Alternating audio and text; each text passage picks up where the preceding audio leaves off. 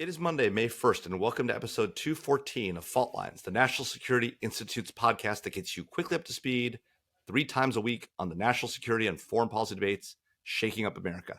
I'm Jamil Jaffer, NSI founder and executive director, and joining me are Morgan Viña, NSI senior fellow and former chief of staff to the UN ambassador, and Les Munson, NSI senior fellow and the staff director of the Senate Foreign Relations Committee.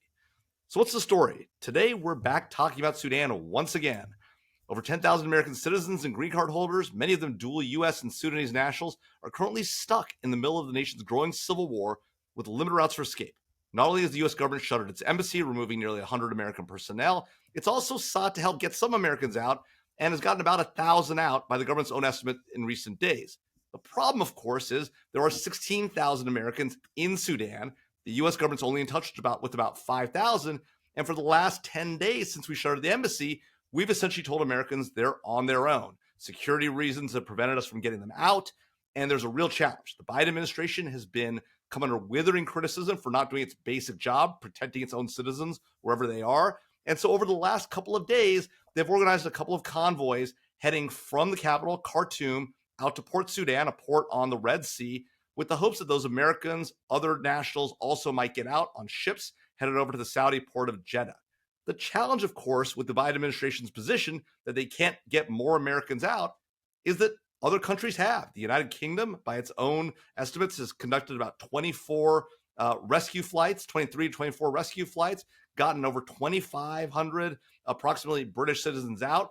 The UN has gotten a significant portion of its personnel out of the country as well. So the American government, while it says there are security issues and it can't do the job it needs to do, is faced with other countries who have done that very job. So, Morgan, what should the government be doing here? Is there more they could have done? Oh, by the way, I should note that the Biden administration acknowledged that the security issues, they've blamed it on the Americans in Sudan who say, like in Afghanistan, they don't really want to leave. These dual nationals, they really just want to stay in the country. Of course, all evidence to the contrary, since there are a lot of Americans who clearly want to get out. Morgan, what do you think? Yeah, it blows my mind that the administration can't seem to get these evacuations right. You'd think after Afghanistan, there would be some lessons learned that could be applied to future evacuations. The administration, quite frankly, is showing little muscle here. These ceasefires that the administration is attempting to broker are not holding, and it's not a good look. A, we can't get our people out, and B, our diplomatic capabilities are somewhat limited here.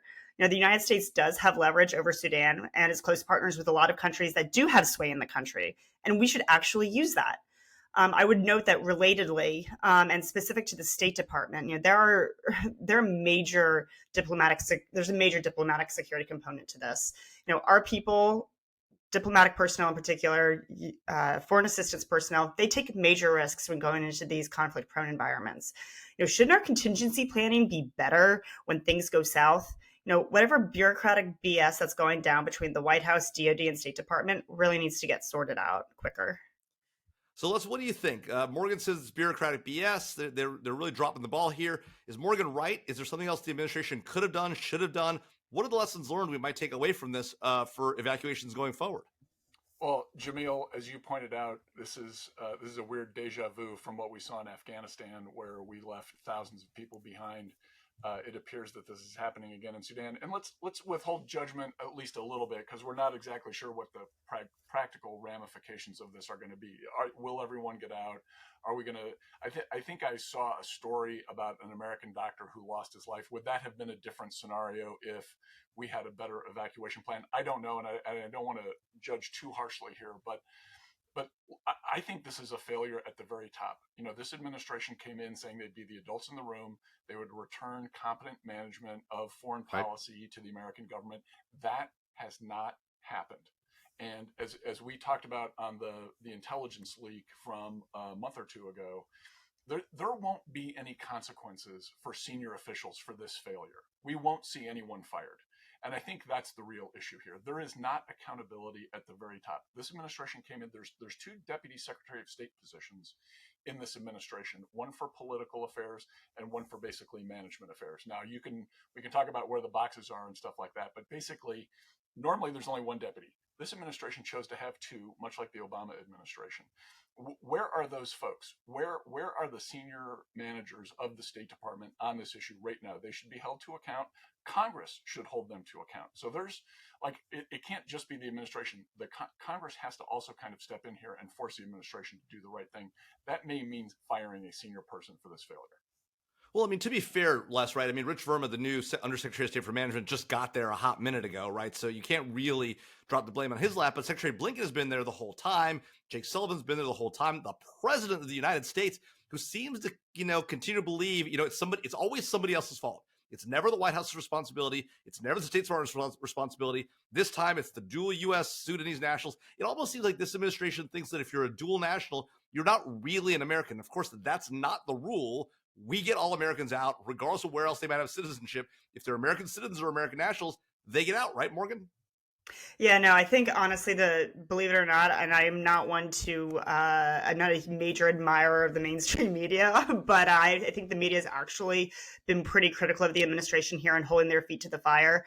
I mean, there's not a day goes by that CNN and NPR don't actually talk about the fact that we are not getting Americans out of Sudan at a clip that we need to be doing so. Americans living and serving overseas should have the confidence that their government has their back. And the fact that our government has reacted so slowly and frankly with some reluctancy only after being lambasted in the media really just echoes another botched Biden administration withdrawal.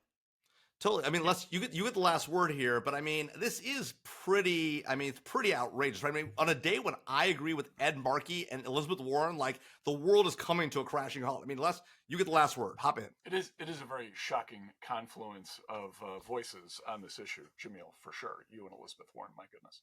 I think let's make one other quick point here. A lot of these Americans who are in Sudan are actually there helping to carry out U.S. government business. These are aid contractors, diplomatic and other security type contractors. These are folks who are actually associated with our government, just like in Afghanistan, where it was the people who were working with us that we left behind.